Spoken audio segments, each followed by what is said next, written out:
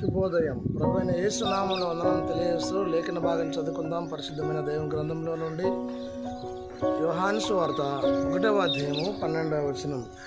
యోహాను సువార్త 1వ అధ్యాయము 12వ వచనం.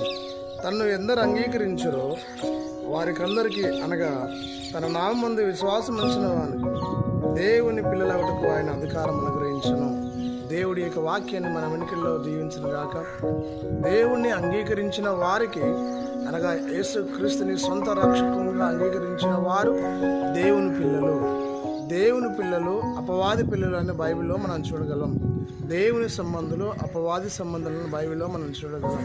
నిజమే, దేవుని పిల్లలు అగడానికి అధికారము క్రీస్తు నామంలో మనకు అనుగ్రహించబడింది. అనగా క్రీస్తును అంగీకరించడం ద్వారా, క్రీస్తుని నమ్మడం ద్వారా, క్రీస్తును ఎరగడం ద్వారా మనము